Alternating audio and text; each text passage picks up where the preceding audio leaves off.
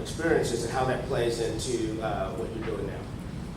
Well, good morning, everybody. Blessings to be with everyone, and to Cordell, thank you for letting us all be here in this time and space. But before diving in, and I mentioned this to Wilson and Jason and others downstairs, let us first and foremost recognize the gratitude we should have for being in this space by watching what's going on in Ukraine right now. And so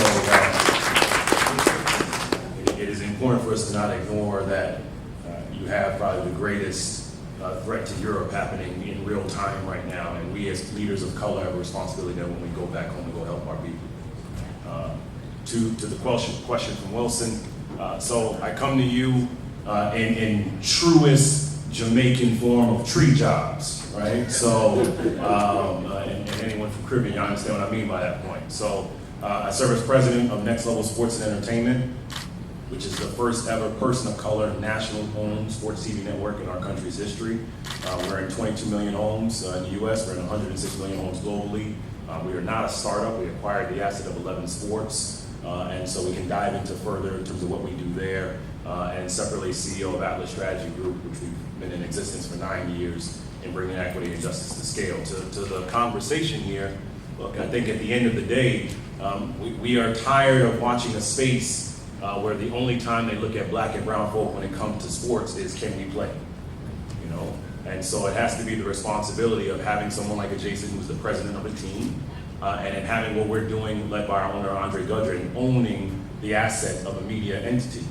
Because at the end of the day, you can have a team, which Andre Gudry, our owner, had. He owned the Atlanta Blaze, but if you don't own the distribution, you cannot tell the story. And when you think about the scope of all of this, and the broader context of it, the intersection of my career in politics, I was an assemblyman for 6 years, I worked for President Obama for 6.5 years, was vice chair of the ANC before.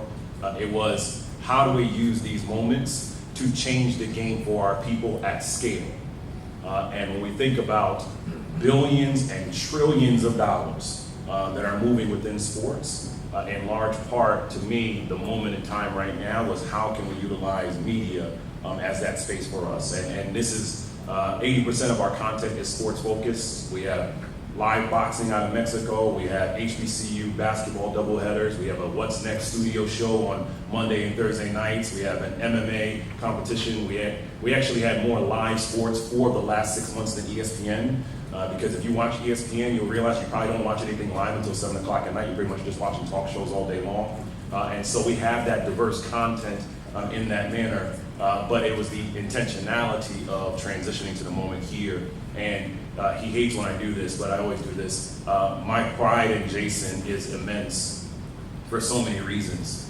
Because at the end of the day, he was a successful NFL player. He was a successful partner at McKinsey. He is a successful president of the NFL team. And it doesn't matter what team you might have rooted for. We all need to make sure that the Washington Commanders are successful, because Jason's success means all of us can be successful. Amen. Let me pick up on that last point, Michael, because you may have seen in Jason's bio that he is the author of really the kind of foremost paper and